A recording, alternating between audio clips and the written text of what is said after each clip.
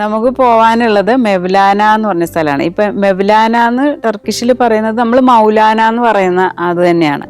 ഇപ്പം ഡെർവിഷുകളുടെ ആരാധനാ രീതിയാണ് ഈ ഒരു തരം കറങ്ങിയുള്ളൊരു നൃത്തം.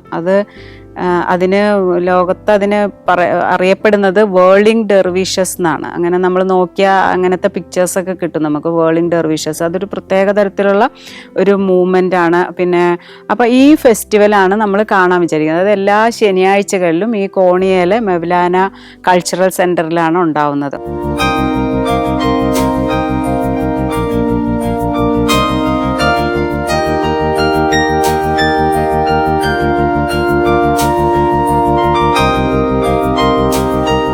ഒരു ലോകത്തിൻ്റെ പല സ്ഥലങ്ങളിൽ നിന്നുള്ള വിദേശ രാജ്യങ്ങൾ, യൂറോപ്പ്, അമേരിക്ക, ഇവിടെ നിന്നൊക്കെ ഉള്ള ആൾക്കാരുണ്ട് ഈ ഫെസ്റ്റിവലിന്. അതായത് എല്ലാവരും ഈ ശനിയാഴ്ച കണക്കാക്കി ആ ഫെസ്റ്റിവലിന് വേണ്ടി വരുന്നതാണ്. അപ്പം അങ്ങനെ ഒത്തിരി പേരെയൊക്കെ കണ്ടു. ഞങ്ങൾ ടിക്കറ്റ് എടുത്ത് അതിനകത്ത് കയറി. അതിങ്ങനെ നമ്മളൊരു ആംഫി തിയേറ്റർ പോലെയാണ്. നടുവിലൊരു വേദിയും ചുറ്റും സീറ്റിംഗ് ആണ്. അപ്പോൾ എല്ലാവർക്കും നല്ല ശരിക്ക് കാണാം. എന്നിട്ട് ഇങ്ങനെ ഇവർ ആദ്യം ഒരു കറുത്ത ഉടുപ്പിട്ടിട്ടാണ് ഇവർ വരുന്നത്. ആദ്യം അതിലൊരു നായകൻ ഒരാളുണ്ടാവും. പിന്നെ അതിന് ഈ ഔത്, പിന്നെ ചില തന്ത്രിവാദ്യങ്ങൾ, ചെറിയ ദഫ് പോലത്തെ വാദ്യം, ഇങ്ങനത്തെ ഈ സാധനങ്ങളൊക്കെ കൂടെ മുട്ടി അങ്ങനെ ഒരു പാട്ടൊക്കെയാണ്. ഒരു പ്രത്യേക ടോണാണ്, ഒരു മെലങ്കോളിയസ് ആയിട്ടുള്ള ഒരു ടോണും ആ ഒരു ലൈറ്റൊക്കെ ഇങ്ങനെ ഡിമ്മാക്കിയിട്ടുള്ള ഒരു മൂഡ്, അങ്ങനെ ഇതെല്ലാം ക്രിയേറ്റ് ചെയ്തതാണ്. അതൊരു വളരെ നാടകീയമായിട്ടാണ് ഈ സംഭവങ്ങൾ സ്റ്റാർട്ട് ചെയ്യുന്നത്. അപ്പോൾ ഈ സാധാരണ ദർവിഷുകളെല്ലാവരും ഇങ്ങനെ നിൽക്കുന്നു. മെയിനായിട്ട് ഒരാൾ, പിന്നെ അയാളുടെ ഒരു അസിസ്റ്റൻ്റ്, അങ്ങനെ. അപ്പോൾ ഇവരിതിങ്ങനെ ഫങ്ഷൻ ഇങ്ങനെ നടക്കുന്നു. അതിനിടയിലാണ് ഇവർ ഈ കറുത്ത ഡ്രസ്സ് മാറ്റുന്നു. എന്നിട്ട് ആ കറുത്ത ഡ്രസ്സ് മാറ്റുമ്പോൾ അടിയിൽ വൈറ്റ് ആണുള്ളത്. ഈ വൈറ്റ് ഇട്ടിട്ട് ഇവരുടെ വേളിങ് വളരെ ഭംഗിയുള്ളൊരു മൂവ്മെൻ്റാണ്. നമ്മളതിലിങ്ങനെ ലയിച്ച് ഇങ്ങനെ ഒരുമാതിരി ഏതോ ഒരു ലോകത്തേക്ക് പോയ പോലത്തെ ഒരു ഫീലിംഗ് ആണ്. അതൊരു 2.5 മണിക്കൂറോളം ഉണ്ടായിരുന്നു ഈ ഫെസ്റ്റിവൽ. പക്ഷെ നമുക്കൊട്ടും ബോറടിക്കുകയൊന്നുമില്ല. നമുക്കൊട്ടും വളരെ ആശ്വാസം കിട്ടുന്ന ഒരു അനുഭവമായിരുന്നു ഈ സെമ. അപ്പോൾ സെമ കഴിഞ്ഞു. അങ്ങനെ കോണിയെന്ന് നമ്മൾ കപ്പഡോക്യയ്ക്ക് പോകാനാണ്. രാവിലെ പോകണം. അപ്പോൾ ആ ഹോട്ടൽ റൂമിൽ നല്ലൊരു അനുഭവമായിരുന്നു. അത് ഞങ്ങൾ സാധാരണ താമസിച്ചതിൽ നിന്നും കുറച്ച് റെൻറ്റ് കൂടുതലായിരുന്നു. പക്ഷേ അവിടുത്തെ ബ്രേക്ക്ഫാസ്റ്റ് ബുഫെ വലിയൊരു സ്പ്രെഡായിരുന്നു. അപ്പോൾ അവിടെ ഞങ്ങൾ 2 ദിവസം അവിടെ ബ്രേക്ക്ഫാസ്റ്റ് കഴിച്ചു. അപ്പോൾ ആ സമയത്ത് രാവിലെ ഈ പോകുന്ന ദിവസവും കൂടെ അവിടുത്തെ ആൾ പറഞ്ഞു, ഞങ്ങൾ തലേ ദിവസം കഴിക്കാൻ പോയപ്പോൾ നിങ്ങൾ നാളെ ഉണ്ടാവുമോ എന്നൊക്കെ ചോദിച്ചു. നാളെ നിങ്ങൾ കഴിച്ചിട്ടേ പോകാവുള്ളൂ, എന്തോ സ്പെഷ്യൽ സാധനങ്ങളൊക്കെ ഉണ്ടാക്കുന്നുണ്ടെന്ന് പറഞ്ഞു. പക്ഷേ ഇവിടെ കുറേ തരം ചീസൊന്നും നമുക്കെല്ലാം ഒന്നും ഇഷ്ടപ്പെടുകയൊന്നുമില്ല, വലിയ രസമൊന്നുമില്ല. പിന്നെ കുറേ തരം ഒലീവ്സ് ഉപ്പിലിട്ടത്, സോസിലിട്ടത്, അങ്ങനെയൊക്കെ കുറേ സാധനങ്ങൾ. പിന്നെ കണ്ടമാനം ഫ്രൂട്ട്സും സാലഡുകളും. അത് ഒത്തിരി വെറൈറ്റി ഫ്രൂട്ട്സ്, ഈ ബെറിയൊക്കെ നമ്മൾ കാണാത്ത തരം കുറേ ബെറികൾ. അപ്പോൾ അന്നുണ്ടാക്കിയത് കോണിയ പേസ്ട്രി എന്ന് പറഞ്ഞിട്ട് ഒരു പ്രത്യേക സാധനം. അപ്പോൾ അയാൾ കൊണ്ടുവന്നു, ഇതാണ് നമ്മുടെ സ്പെഷ്യൽ സാധനമാണ് എന്നൊക്കെ പറഞ്ഞ്. പ്രത്യേകിച്ചൊന്നുമില്ല, ഒരു പേസ്ട്രി, അതിൻ്റെ ഉള്ളിൽ എന്തോ സ്റ്റഫിങ് ഒക്കെ വെച്ച് നമ്മുടെ പഫ്സൊക്കെ പോലൊരു സാധനം. അങ്ങനെ ഭക്ഷണമൊക്കെ കഴിച്ച് ഞങ്ങൾ ബസ് സ്റ്റാൻഡിലേക്കുള്ള ഈ മിനി ബസ്സിൽ കയറ്റി വിട്ടു ഇവർ. കാരണം നമ്മൾ ട്രാമിൽ പോകണമെങ്കിൽ കുറേ ദൂരം നടന്ന് വേണം പോയി സ്റ്റേഷനിൽ നിന്ന് കയറാം. ഈ ഹോട്ടലിൻ്റെ മുമ്പിൽ നിന്ന് തന്നെ ബസ് കിട്ടി, മിനി ബസ്. അതുകൊണ്ട് ടെർമിനലിലേക്ക്, ഓട്ടോകാറിലേക്ക് കൊണ്ടുപോയി. അവിടെ ഞങ്ങൾ കപ്പഡോക്യക്കുള്ള ബസ് കയറി. അപ്പോൾ കപ്പഡോക്യ കുറച്ച് ദൂരമുണ്ട്. അപ്പം ഞങ്ങൾ ഇറങ്ങുന്നത് ഈ കപ്പഡോക്യയിൽ ഗൊരമേ എന്ന് പറഞ്ഞൊരു ബസ് സ്റ്റാൻഡിലാണ്. അതൊരു സെൻറ്ററാണ്.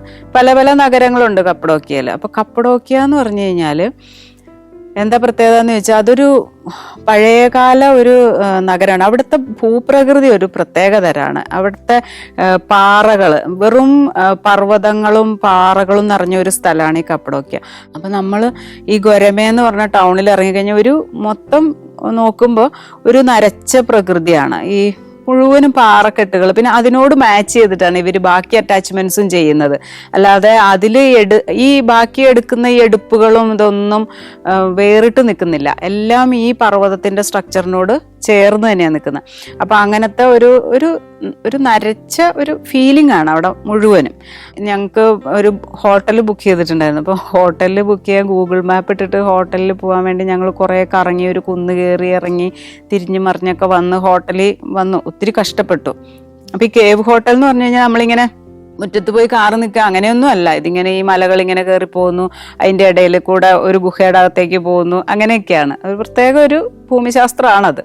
അപ്പം നമ്മൾ ശരിക്കും ഒരു ഗുഹ റൂമാണ് ഞങ്ങൾക്ക് കിട്ടിയത്. അപ്പോൾ അതിന് പുറത്തേക്ക് വലിയ വെന്റിലേഷൻ ഇല്ല, അതാണ് അതിൻ്റെ ഒരു പ്രത്യേകത. പിന്നെ ഈ വരാന്ത പോലത്തെ ഭാഗത്തേക്ക് ഒരു ജനൽ മാത്രം തുറക്കും.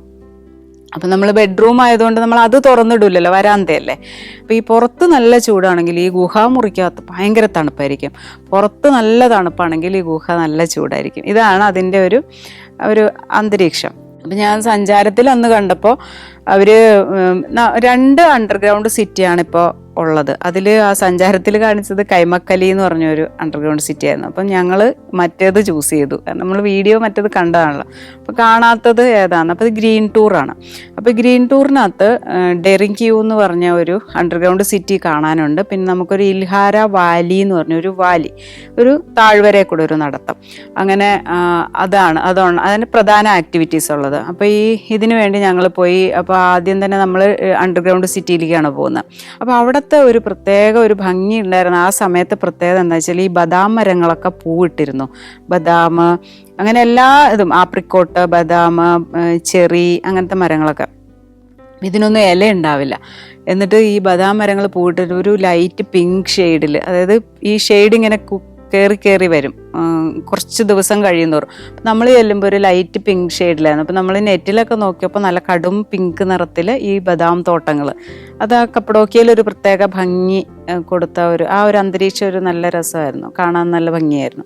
അപ്പം ഞങ്ങൾ ഈ ഡെറിങ്ക്യൂ എന്ന് പറഞ്ഞാൽ അണ്ടർഗ്രൗണ്ട് സിറ്റിയിൽ പോയി. അണ്ടർഗ്രൗണ്ട് സിറ്റി എന്ന് പറഞ്ഞാൽ അതങ്ങനെ നമുക്ക് ഒരു ഇത്തിരി സമയം കൊണ്ട് അങ്ങനെ പെട്ടെന്ന് വിവരിക്കാൻ പറ്റില്ല. കാരണം 3 മാസത്തോളം ഈ ആൾക്കാർ അണ്ടർഗ്രൗണ്ടിലാണ് താമസിക്കുന്നത്. അപ്പോൾ ആദ്യം ഇവരെന്താ ഉണ്ടാക്കുകയെന്ന് വെച്ചാൽ ഒരു വലിയൊരു ഓപ്പണിങ്, വലിയ മലകളുടെ അടിയിലാണല്ലോ ഇത് ഉണ്ടാക്കുന്നത്. അപ്പം നടുക്കൂടെ ഒരു വലിയൊരു ദ്വാരം ഉണ്ടാക്കും. അതായത് മെയിൻ വെന്റിലേഷൻ ഷാഫ്റ്റാണ്. എന്നിട്ട് പല പല നിലകളിലായിട്ട് താമസ സ്ഥലങ്ങൾ, പിന്നെ അവരുടെ പള്ളി, പിന്നെ അതുപോലെ ശ്മശാനം വരെ അതിനകത്തുണ്ടായിരുന്നു. പിന്നെ നമ്മൾ ഇത്തിരി ഒരു ക്ലോസ്ട്രോഫോബിയ ഒക്കെ ഉള്ള ആൾക്കാരില്ലേ, അടഞ്ഞ സ്ഥലങ്ങൾ പേടി, കുഴികളിലേക്ക് ഇറങ്ങാനൊക്കെ പേടിയുള്ളവർക്ക് അത് പേടിയാവും. അപ്പം ഞങ്ങളുടെ കൂടെ വന്നതിൽ ഞങ്ങൾ 2 പേരും ഗൈഡും പിന്നെ വേറെ ഒരു 2-3 ആൾക്കാർ മാത്രമേ ഉള്ളൂ ഏറ്റവും താഴേക്കൊക്കെ ഇറങ്ങി വന്നുള്ളൂ. ബാക്കിയുള്ളവരൊക്കെ അവിടെ ഒരു ഹാള് പോലത്തെ ഒരു സ്ഥലത്ത് നിന്നു. അപ്പോൾ അവർ പറഞ്ഞു, നിങ്ങൾ പേടിയുള്ളവർ ഇറങ്ങി വരണ്ടെന്ന് പറഞ്ഞു.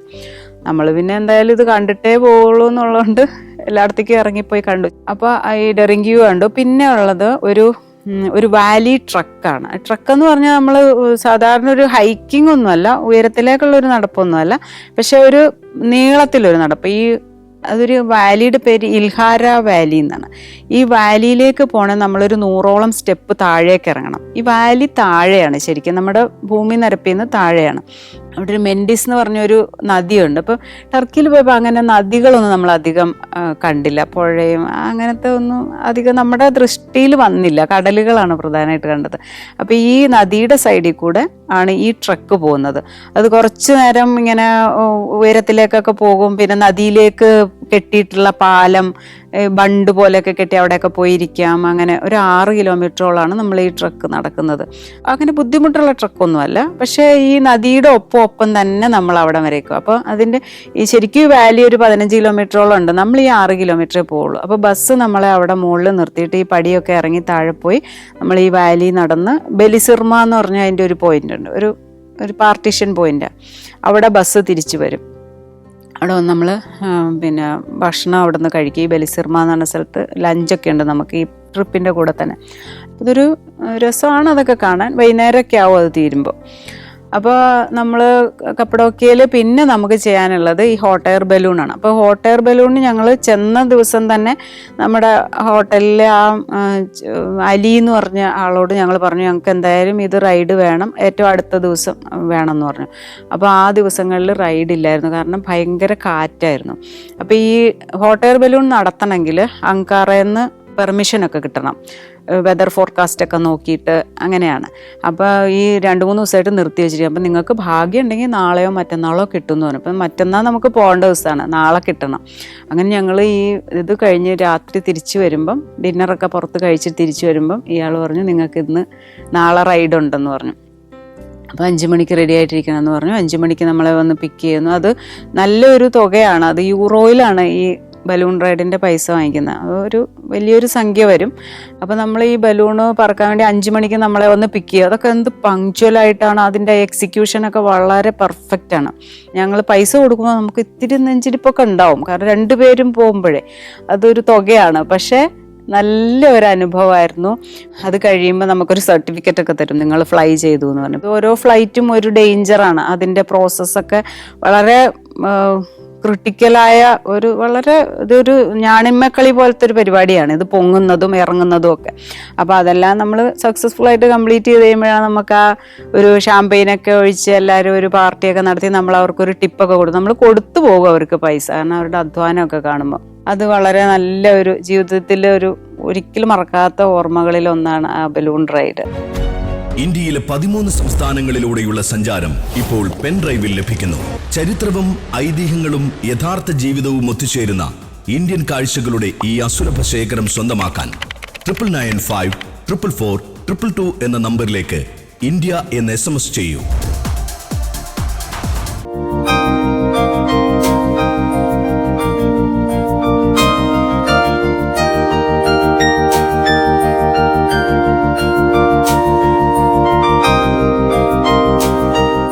അങ്ങനെ നമ്മൾ കപ്പഡോക്കിയെന്ന് തിരിച്ച് ഇസ്താംബൂളിലേക്ക് തന്നെ വരികയാണ്. അപ്പോൾ യാത്രയുടെ അവസാന ഘട്ടത്തോടടുത്തു. അപ്പം നമുക്കൊരു ഭയങ്കര സങ്കടമായി തുടങ്ങി, കഴിയാൻ പോവാണല്ലോ. അപ്പോൾ ഇനി ഒരു 6 ദിവസത്തോളമാണ് സമയമുള്ളത്. തിരിച്ചു വരുമ്പോഴും ഞങ്ങൾ ഈ യാവൂസിനെയൊക്കെ വിളിച്ച് ചോദിച്ചു അവിടെ റൂം ഒഴിവുണ്ടോ എന്ന് ചോദിച്ചു. അപ്പോൾ 2 ദിവസം ഒഴിവുണ്ട് എന്ന് പറഞ്ഞു. ആ ഹോട്ടലിൽ തന്നെ പോകാമെന്ന് ചോദിച്ചു. അപ്പോൾ തക്സിം മൈതാനിൽ നിന്ന് ഒരു 1 കിലോമീറ്ററിൻ്റെ അടുത്ത് ദൂരമുണ്ട്. അങ്ങനെ ഈ ഹോട്ടലിൽ വന്നു. അപ്പോൾ നമ്മൾ കാണാൻ ബാക്കി വെച്ചിരുന്ന കുറേ കാഴ്ചകൾ, ഒരു ഗലാട്ട ടവർ എന്ന് പറഞ്ഞൊരു ടവർ ഉണ്ട്. അത് ഈ ബോസ്ഫറസിൻ്റെ കരയിലാണ്, വലിയൊരു ഉയരത്തിലുള്ള ടവർ. അത് പണ്ട് സൈനിക ആവശ്യങ്ങൾക്കൊക്കെ വേണ്ടി ഉണ്ടാക്കിയതാണ്. അപ്പോൾ അതിൻ്റെ മുകളിൽ കയറണം. പക്ഷേ ഞങ്ങൾക്ക് മുകളിൽ കയറാൻ ഞങ്ങൾ ചെല്ലുന്ന സമയത്തൊന്നും കയറാൻ പറ്റിയില്ല. എന്നാലും അതൊരു നല്ലൊരു മോണുമെൻ്റ് ആണ് ഗലാട്ട ടവർ. അപ്പോൾ പിറ്റേ ദിവസം ഞങ്ങൾ വേറൊരു കാഴ്ചയും കൂടെ കാണാനുണ്ട്. ഇപ്പോൾ ഈ ഞാൻ ആദ്യം പറഞ്ഞിരുന്നല്ലോ മാർമാര, സീ ഓഫ് മാർമാര, അത് ഇതിൻ്റെ ഈ യൂറോപ്യൻ ഭാഗത്തിൻ്റെ, ഏഷ്യൻ ഭാഗത്തിൻ്റെയും ടർക്കിയുടെ നടുവിലാണ് ഈ സീ ഓഫ് മാർമാര. അപ്പോൾ ഈ സീ ഓഫ് മാർമാരയിൽ ഒത്തിരി ഐലൻഡ്സ് ഉണ്ട്. അതിലൊരു ഗ്രൂപ്പ് ഓഫ് ഐലൻഡ്സ് ആണ് പ്രിൻസസ് ഐലൻഡ്സ്. അത് പ്രിൻസിൻ്റെ പ്രിൻസസ് എന്നും പറയാം, രാജകുമാരിയുടെ ഐലൻഡ് എന്നുള്ള അർത്ഥത്തിലും പ്രിൻസസസ് ഐലൻഡ് എന്നും പറയും. അപ്പോൾ ഞങ്ങൾ അങ്ങോട്ട് പോകാമെന്ന് വിചാരിച്ചു. ഒരു ദിവസം അങ്ങനെ ഇത് ചെയ്ത് പോവാണ്, ബോട്ട് എടുത്തിട്ട്. അതൊരു 1 മണിക്കൂർ കൂടുതലുണ്ട് ആ ബോട്ടിങ്. അപ്പോൾ ഞങ്ങൾ അതിന് പോയി. അപ്പോൾ കുറേ ഐലൻഡ്സ് ഉണ്ട്. അതിൽ ഏറ്റവും മെയിൻ ആയിട്ടുള്ള ഐലൻഡ് നമ്മൾ പോകുന്നത് ബുയുക്കാട എന്നാണ്. ആട അല്ലെങ്കിൽ ADA അദ, അത് ദ്വീപ് എന്നാണ്. അപ്പം പ്ലൂറൽ വരുമ്പോൾ അഡലാർ, അങ്ങനെയാണ്. ഈ എല്ലാത്തിൻ്റെയും പ്ലൂറൽ ചേർക്കുമ്പോൾ LAR ചേർത്തിട്ടാണ് ടർക്കിഷിൽ പറയുന്നത്. അപ്പോൾ ഈ ബുയുക്കട എന്നുള്ള ആ ഒരു ഐലൻഡിലാണ് നമ്മൾ പോകുന്നത്. അവിടുത്തെ ഒരു പ്രത്യേകത എന്ന് വെച്ചാൽ അവിടെ മോട്ടോർ വെഹിക്കിൾസ് ഇല്ല. പണ്ട് അവിടെ ഉണ്ടായിരുന്നത് ഈ കുതിരവണ്ടി അല്ലെങ്കിൽ പിന്നെ ചരക്കുകളൊക്കെ കൊണ്ടുപോകാൻ വേണ്ടി കഴുതകളെയാണ് ഉപയോഗിച്ചിരുന്നത്. ഇപ്പോൾ പക്ഷേ ആ കുതിരവണ്ടി പോയിട്ട് ഇപ്പോൾ ഇലക്ട്രിക് വെഹിക്കിൾസ് ഉണ്ട്. എപ്പോഴും മോട്ടോർ വെഹിക്കിൾസ് ഇല്ല. ഇലക്ട്രിക് ബസ്സൊക്കെ ഉണ്ട്, മിനി ബസ് ഉണ്ട്, പിന്നെ ചെറിയ സ്കൂട്ടർ പോലത്തെയൊക്കെ ഉണ്ട്. ഈ ഐലൻഡിൽ ഇതുപോലെ പണ്ടത്തെ നിർമ്മിതികളുമാണ്. അതായത് ഗ്രീക്ക് സ്റ്റൈലിലുള്ള വലിയ ബംഗ്ലാവുകൾ, ചുറ്റും വലിയ പൂന്തോട്ടം ഉള്ളത്. അതായത് ഈ വെൽത്തി പീപ്പിൾ, എലൈറ്റ് ക്ലാസിൻ്റെ ഒരു ജീവിത ശൈലിക്ക് അനുസരിച്ചിട്ടുള്ള വീടുകളും കാര്യങ്ങളൊക്കെയാണ് അവിടെ ഉള്ളത്. അപ്പോൾ അത് നല്ല രസമായിരുന്നു. അപ്പം നമുക്ക് വണ്ടിയൊന്നുമില്ല അവിടെ. ഒന്നുകിൽ നമുക്ക് അവിടെ വല്ല ഈ ഇലക്ട്രിക് വണ്ടി ഹയർ ചെയ്യുക, അല്ലെങ്കിൽ സൈക്കിൾ എടുക്കാം, അല്ലെങ്കിൽ നടക്കാം. അപ്പം ഞങ്ങൾ നടക്കാനാണ് തീരുമാനിച്ചത്. അങ്ങനെ നടന്നു. തിരിച്ച് നമ്മൾ ബോട്ട് ചട്ടിയിൽ വന്ന് നിൽക്കുകയാണ് കേട്ടോ ഇപ്പം ഇങ്ങനെ. അപ്പോൾ ഇതുപോലെ തന്നെ ലോങ് കോട്ടിട്ട ഒരു മനുഷ്യൻ, അയാൾ നല്ല മുടിയൊക്കെ പോയിട്ടുണ്ട്, ഉള്ള മുടിയൊക്കെ വെള്ളയാണ്. അപ്പോൾ മൂപ്പര് ഞങ്ങളെ കണ്ടപ്പോൾ തന്നെ ഞങ്ങളുടെ നേരെ വന്ന് സംസാരിച്ചു. അയാളുടെ പേര് എർദോഗാനാണ്. അപ്പം എർദോഗാൻ എന്ന് പറഞ്ഞപ്പോൾ എനിക്ക് പ്രസിഡൻറ്റിൻ്റെ പേരാണെന്ന് പറഞ്ഞിട്ട് ID കാർഡൊക്കെ കാണിച്ചു തന്നു. ഞങ്ങൾ വിചാരിച്ചു ഒരു ബെല്ലി ഡാൻസ് കാണണം എന്ന് വിചാരിച്ചു. അപ്പോൾ അവിടെ ഇങ്ങനെ എല്ലാവരും പറഞ്ഞു അവിടെ പോയാൽ ഇങ്ങനത്തെ പെർഫോമൻസ് ഒക്കെ കാണാൻ പോകാം എന്ന് പറഞ്ഞു. അതൊരു നല്ല ഒരു ഇതാണ്, പോകണം എന്നൊക്കെ പറഞ്ഞു. അപ്പം ഞങ്ങൾ ഇയാളോട് വെറുതെ ചോദിച്ചു എങ്ങനെ നമുക്കിങ്ങനെ ഒരു ബെല്ലി ഡാൻസ് കാണാൻ എവിടെയാണ് പോകേണ്ട നല്ല സ്ഥലമാണ്. അപ്പോൾ ഇയാൾ ഉടനെ പറഞ്ഞു ശരി ഞാൻ കൊണ്ടുപോകാമെന്ന് പറഞ്ഞു. അങ്ങനെ ഇയാൾ നിങ്ങൾ ഇത്ര മണിക്ക് ഹോട്ടൽ ഇന്നതിൻ്റെ മുമ്പിൽ വരണം എന്ന് പറഞ്ഞു. ഞങ്ങൾ അതുപോലെ അവിടെ ചെന്നു. ഇദ്ദേഹം നമ്മളെ വന്ന് വിളിച്ച് കൊണ്ടുപോയി നടന്നു. അങ്ങനെ സ്ഥലത്ത് പോയി അത് പെർഫോമൻസ് ഒക്കെ വളരെ നല്ലതായിരുന്നു. കാരണം ഈ ബെല്ലി ഡാൻസ് എന്ന് ഉദ്ദേശിക്കുമ്പോൾ നമ്മൾ ആ സാധാരണ ഒരു ഡാൻസ് പെർഫോമൻസ് മാത്രമല്ല, അതിൻ്റെ കൂടെ കുറേ കൾച്ചറൽ പ്രോഗ്രാംസ് ഉണ്ട്, അവരുടെ കുറേ ഈ ഫോക്ലോർ അങ്ങനത്തെ പെർഫോമൻസ് ഉണ്ട്, ഇതെല്ലാം ഉണ്ട്. ഇതെല്ലാം കൂടെ മിക്സ് ആയിട്ടുള്ള ഒരു പെർഫോമൻസ് ആണ്. കംപ്ലീറ്റ് ഒരു പ്രൊഫഷണലാണ്. അപ്പോൾ അവിടെ ചെന്നപ്പോൾ അതൊരു 5 സ്റ്റാർ ഹോട്ടലാണ് കേട്ടോ. അപ്പം ഞങ്ങൾ ആദ്യം കരുതി ഞങ്ങളെ ഇയാൾ ഹോസ്റ്റ് ചെയ്യുകയാണെന്നാണ് കരുതിയത്. അതിൽ ഞങ്ങളുടെ ഭാഗത്തുനിന്ന് ചെറിയ മിസ്റ്റേക്ക് ഉണ്ട്, നമ്മളതൊന്നും ചോദിച്ചില്ല. പിന്നെ കുറച്ച് കഴിഞ്ഞപ്പോൾ ഇയാൾ ഈ ഇവരുടെ കൂടെ ഡാൻസ് ഒക്കെ ചെയ്യുന്നുണ്ട്. അപ്പോൾ ഇതിൽ നമ്മളെയും പങ്കെടുപ്പിക്കുന്ന തരത്തിലൊക്കെ ഇവരുടെ പരിപാടികളുണ്ട്. ഈ ഫോക്ലോർ ആ ഡാൻസ് ഒക്കെ ഉണ്ടല്ലോ, അതിലൊക്കെ ഇങ്ങനെ രാജാവിൻ്റെ കല്യാണം അല്ലെ രാജകുമാരന് പെണ്ണ് നോക്കുന്നു എന്നൊക്കെ പറഞ്ഞ് ഇങ്ങനെ എല്ലാവരെയും വിളിച്ച് സ്റ്റേജിൽ കയറ്റുകയും അങ്ങനത്തെ പരിപാടികളൊക്കെ ഉണ്ട്. ഞങ്ങളെയൊക്കെ വിളിക്കുകയൊക്കെ ചെയ്തു. ഇതെല്ലാം കഴിഞ്ഞ് ഈ ഇദ്ദേഹം എർദോഗാൻ ഭയങ്കര പെർഫോമൻസ് ഡാൻസ് ചെയ്യുന്നു, ആകെ ഇത്തിരി നല്ല മൂഡിലൊക്കെയാണ് ആള്. അപ്പോൾ കുറേ സമയം കഴിഞ്ഞ് ഈ ബില്ല് വന്നപ്പോൾ നല്ലോണം കണ്ണു തള്ളിപ്പോയി. എർദോഗാൻ്റെ ബില്ലും ഞങ്ങളുടെ ബില്ലും ഞങ്ങൾ കൊടുക്കേണ്ടി വന്നു. അപ്പോൾ എർദോഗാൻ്റെ ഷെയർ ഇടുന്ന കാര്യം ഒന്നും മിണ്ടുന്നില്ല. അങ്ങനെ അതിപ്പോൾ നല്ലൊരു തുക പോയി. എന്നാലും പക്ഷെ ആ എക്സ്പീരിയൻസ് നല്ലതായിരുന്നു. പിന്നെ യാത്ര എന്ന് പറയുമ്പോൾ ഇങ്ങനെ ഇത് മാത്രമല്ലല്ലോ, അതങ്ങനെ അതൊരു രസമായിരുന്നു എർദോഗാനായിട്ട്. അപ്പോൾ പിന്നീട് ഞങ്ങൾ അതിനെപ്പറ്റി പറഞ്ഞപ്പോൾ എർദോഗാൻ പറഞ്ഞു, ഞാൻ വിചാരിച്ചില്ല നിങ്ങൾ അങ്ങനെ, ഞങ്ങൾ പറഞ്ഞു ഇത്തിരി എക്സ്പെൻസീവ് ആയിരുന്നു, ഞങ്ങൾക്ക് അറിയില്ലായിരുന്നു എന്നൊക്കെ പറഞ്ഞു. അതിൽ നമ്മുടെ തെറ്റുണ്ട്, നമ്മൾ റേറ്റും കാര്യങ്ങളൊന്നും ചോദിച്ചില്ലായിരുന്നല്ലോ. അങ്ങനെ പക്ഷെ എർദോഗാൻ ഇപ്പോൾ ഈ ഇലക്ഷനൊക്കെ വന്നപ്പോഴും ഒക്കെ മെസ്സേജൊക്കെ അയക്കുന്നുണ്ടായിരുന്നു. അപ്പം ഇനി യാത്രയുടെ ലാസ്റ്റ് ഒരു ദിവസം കൂടെ ഉള്ളൂ നമുക്ക്. അപ്പം ഞങ്ങൾ കുറേ ഇങ്ങനെ സെർച്ച് ചെയ്തു, ആ ഒരു ദിവസം എന്ത് ചെയ്യണം, വെറുതെ ഇരിക്കണോ? ഞാൻ പറഞ്ഞു അത്രയും ദൂരം പോയതല്ലേ, വെറുതെ ഇരിക്കണ്ട, നമുക്കൊരു ചെറിയൊരു ഇതും കൂടെ നടത്താം എന്ന് പറഞ്ഞിട്ട് ബുർസ എന്ന് പറഞ്ഞൊരു ടൗണുണ്ട്. ഒരു 100-150 കിലോമീറ്റർ ദൂരെയാണ് ഈ ഇസ്താംബൂളിൽ നിന്ന്. ബുർസ ഒരു കുറേ വലിയ വലിയ പള്ളികളുണ്ട്, പിന്നെ നല്ല ഹൈറ്റിലാണ് ഇരിക്കുന്നത്, കുറേ മലമ്പ്രദേശമാണത്. അങ്ങനെ അവിടെ പോയി നമ്മൾ കുറേ അവിടുത്തെ കാഴ്ചകളൊക്കെ കണ്ടു ഇങ്ങനെ. അപ്പോൾ അവിടെ നിന്ന് നമുക്ക് ഒരു ആക്ടിവിറ്റി അതിനകത്തുണ്ട്. നമ്മൾ പോകാനുള്ളൊരു വേറൊരു കാരണവും അതായിരുന്നു. ഒരു ടെലിഫെറിക്, അതായത് ഒരു ഗൊണ്ടോള റൈഡ് ഉണ്ട്. അപ്പോൾ അത് മൗണ്ട് ഉലുഡാഗ് എന്ന് പറഞ്ഞൊരു പർവ്വതമാണ്. അത് ആ ഏരിയയിലുള്ള ഒരു ഹയസ്റ്റ് മൗണ്ടനാണ്. 2500 മീറ്ററൊക്കെയാണ് അതിൻ്റെ ഹൈറ്റ്. അപ്പോൾ അതിൻ്റെ മേലേക്കൊരു ഗൊണ്ടോള റൈഡ് ഉണ്ട്. അതാണ് ഇതിൻ്റെ മെയിൻ അട്രാക്ഷൻ. അപ്പോൾ അതിനും കൂടെ നമ്മൾ പൈസ കൊടുത്തിട്ടാണ് ഈ ടിക്കറ്റ് എടുത്തിട്ടുള്ളത്. അപ്പോൾ അതിൽ മുമ്പ് ഈ യാത്ര പോകുന്ന രീതിക്ക് എന്ന് വെച്ചാൽ ബോസ്ഫറസ് കടന്ന് മർമാര സീയുടെ ഒരു ഭാഗം കടക്കുന്ന വലിയൊരു പാലമുണ്ട്. ആ പാലത്തിന് 350 ടർക്കിഷ് ലിറയോ മറ്റോ ആണ് ടോള് ആ പാലം കടക്കാൻ വേണ്ടി. അപ്പോൾ ഈ വലിയ ബസ്സുകാരൊന്നും ആ ടോള് കൊടുത്ത് പോവില്ല, അവർക്ക് വേണ്ടിയിട്ട് ജങ്കാറുണ്ട്. അപ്പോൾ നമ്മുടെ ഇവിടുത്തെ പോലെ തന്നെ ഈ ബസ് അടക്കം ജങ്കാറിൽ കയറിയിട്ടാണ് നമ്മൾ ഈ മർമറ സീ ക്രോസ് ചെയ്തിട്ടാണ് ഈ ബുർസയിലേക്ക് പോകുന്നത്. അത് നല്ലൊരു എക്സ്പീരിയൻസ് ആയിരുന്നു. നമ്മുടെ നാട്ടിൽ ചെറിയ ചെറിയ വണ്ടികൾ മാത്രമല്ല, ഇത് വലിയ ട്രക്ക്, ട്രെയിലർ പോലത്തെ വണ്ടികളൊക്കെ ഉള്ള വലിയ ജങ്കാർ. അതിൻ്റെ മേലെ നമുക്ക് യാത്രക്കാർക്ക് പോയിരിക്കുകയൊക്കെ ചെയ്യാം, അങ്ങനത്തെ ഒരു സ്ഥലം. അപ്പം ആ ഒരു ട്രിപ്പിൽ ഈ ഒരു ഗൊണ്ടോള റൈഡ് ആണ് ഒരു പ്രധാന അട്രാക്ഷൻ ഉണ്ടായിരുന്നത്. അപ്പം അങ്ങനെയാണ് ഗൊണ്ടോള റൈഡിൻ്റെ അവിടെ കയറാനുള്ള സ്ഥലത്ത് വന്നപ്പോഴാണ് ഇന്നത് അവധിയാണെന്ന്. അപ്പോൾ അവിടെ എന്തോ റിപ്പയർ ആയിപ്പോയി, അതുകൊണ്ട് കയറാൻ പറ്റില്ല. അപ്പോൾ ഈ ബസ്സിലുള്ള ആൾക്കാർ മുഴുവനും അറബി ഗൈഡിനെ അറബിയിൽ ഭയങ്കര ചീത്ത. ഞങ്ങൾ മലയാളത്തിലും ഒക്കെ പറഞ്ഞു, അയാളെ കുറേ പറഞ്ഞു നിങ്ങൾ എന്ത് പണിയാണ് ചെയ്തത് അങ്ങനെ ഇങ്ങനെയാന്നൊക്കെ. അങ്ങനെ ഞങ്ങൾ ഇതില്ലല്ലോ. പിന്നെ അയാൾ പറഞ്ഞു ശരി ഞാൻ വണ്ടി ഓടിച്ച് നിങ്ങളെ അതിൻ്റെ മേലെ എത്തിക്കാമെന്ന് പറഞ്ഞു. അങ്ങനെ വണ്ടി ഓടിച്ച് മേലെ എത്തിച്ചു. അപ്പോൾ അവിടെ നമ്മൾ കാണുന്നില്ലേ ഈ യൂറോപ്പിലൊക്കെ ഇങ്ങനെ മഞ്ഞ് മൂടി കിടക്കില്ലേ, അതുപോലത്തെ പ്രകൃതിയാണ്. എവിടെ നോക്കിയാലും മഞ്ഞ്, അത്രയും മഞ്ഞ് ഞാൻ അതുവരെ കണ്ടിട്ടില്ലായിരുന്നു. അങ്ങനെ മഞ്ഞ് മൂടിയ ഇത്, പിന്നെ ഈ കോണിഫറസ് ഈ മരങ്ങൾ, ഈ ദേവദാരു പോലത്തെ മരങ്ങളും ഒക്കെ ആയിട്ട്. അപ്പം മുകളിൽ ചെന്ന് കഴിയുമ്പം എല്ലാ കെട്ടിടങ്ങളും മഞ്ഞ് മൂടി കിടക്കുക. അത് നല്ല കാഴ്ചയായിരുന്നു. ഒത്തിരി ഫോട്ടോ ഒക്കെ എടുക്കാൻ നമുക്ക് ഇഷ്ടപ്പെടുന്ന സ്ഥലം. പിന്നെ ആ ഗൊണ്ടോള റൈഡിന് പകരം ഒരു ചെറിയൊരു റൈഡുണ്ട്, അതായത് ഈ ഓപ്പൺ ഒരു ഊഞ്ഞാല് പോലത്തെ ഒരു റൈഡ്. അതും ഇതിൻ്റെ മുകളിൽ കൂടെ തന്നെയാണ് പോകുന്നത്. അതിൻ്റെ ഏറ്റവും ടോപ്പ് മോസ്റ്റ് പോയിന്റിലേക്ക് ഇതാണ് പോകുന്നത്. അപ്പോൾ ഗൊണ്ടോളയിൽ വന്നാലും നമുക്ക് ഇത് മാറി കയറണം, അങ്ങനെയായിരുന്നു. അപ്പോൾ ഇത് വേണമെങ്കിൽ നമുക്ക് പോകാം. അപ്പം ഞങ്ങൾ കുറേ പേര് അതിന് പോകാൻ വേണ്ടിയിട്ട് കയറി. അതിന് കയറുമ്പോൾ നമുക്ക് തണുപ്പ് എന്ന് പറയുന്നത് ഓപ്പൺ ആണത്, ഒട്ടും ഒരു കവറിങ്ങും ഇല്ല. നമ്മൾ ഈ ഇട്ട ഡ്രസ്സിൻ്റെയും ജാക്കറ്റിൻ്റെ ഒക്കെ ബലം മാത്രമേ ഉള്ളൂ. ഭയങ്കര തണുപ്പായിരുന്നു. അതിൻ്റെ ഏറ്റവും മേലെ എത്തുമ്പോൾ അവിടെ ഒരു വലിയൊരു കൂടാരം പോലത്തെ ഒരു കെട്ടിടം, ആ കെട്ടിടത്തിനകത്ത് നടുവിലൊരു ഫയർ പ്ലേസ്, അതിൽ നിറയെ തീയൊക്കെ ഇട്ടിട്ട്, എന്നിട്ട് അവിടെ ഇരുന്നിട്ട് നമുക്ക് കാപ്പി ഹോട്ട് ചോക്ലേറ്റ് ഒക്കെ കുടിക്കാവുന്ന ഒരു സ്ഥലം. അത് നല്ല രസമായിരുന്നു അതിൻ്റെ മേലേന്ന്. അങ്ങനെ ഞങ്ങൾ തിരിച്ചു വന്നു. പിറ്റേ ദിവസം നാട്ടിലേക്ക് തിരിച്ചു പോന്നു. അപ്പം ഇങ്ങനെ ഓരോ യാത്രകളിങ്ങനെ ചെയ്ത് കുറേ ആൾക്കാരെ കാണുകയും പരിചയപ്പെടുകയൊക്കെ ചെയ്യുമ്പോൾ എനിക്കെപ്പോഴും തോന്നുന്നത്, ഓരോ യാത്രയിൽ നിന്ന് നമ്മൾ കാണാത്ത അറിയാത്ത കുറേ സ്ഥലങ്ങൾ കാണൽ മാത്രമല്ല. നിങ്ങൾ ചിലപ്പോൾ ചില ആൾക്കാർ ചോദിക്കും എങ്ങോട്ടാണ് പോകുന്നതെന്ന് ചോദിക്കുമ്പോൾ പറയും അവിടെ എന്താ കാണാനുള്ളത് എന്ന് ചോദിക്കാറുണ്ട്. പക്ഷേ എനിക്കൊരിക്കലും അങ്ങനെ ചോദിക്കണമെന്ന് തോന്നിയിട്ടില്ല. കാരണം അവിടെ ഒരു യാത്രക്കാരനെ അല്ലെങ്കിൽ എന്തെങ്കിലും അനുഭവങ്ങൾ പ്രതീക്ഷിക്കുന്ന ഒരാൾക്ക് നമുക്കുള്ള ഒരു അനുഭവം അവിടെ എന്തായാലും നമ്മളെ വെയിറ്റ് ചെയ്യുന്നുണ്ടാവും. അതാണ് എൻ്റെ ഒരു ഫീലിംഗ്. അങ്ങനെ ഓരോ അനുഭവങ്ങളിൽ കൂടെയും നമ്മുടെ മനസ്സ് വലുതാവുകയും മനസ്സിൽ നമ്മൾ അറിയാത്ത തലങ്ങളിലേക്ക് നമുക്കൊരു ഉള്ളിലൊരു വളർച്ച ഉണ്ടാവുകയും നമുക്ക് മറ്റുള്ള മനുഷ്യരോട് ഒന്നും കൂടിയൊക്കെ നല്ല രീതിയിൽ പെരുമാറുകയും ജീവിക്കുകയും ഒക്കെ ചെയ്യാനും സാധിക്കുന്നതാണ് എൻ്റെ ഒരു അനുഭവം.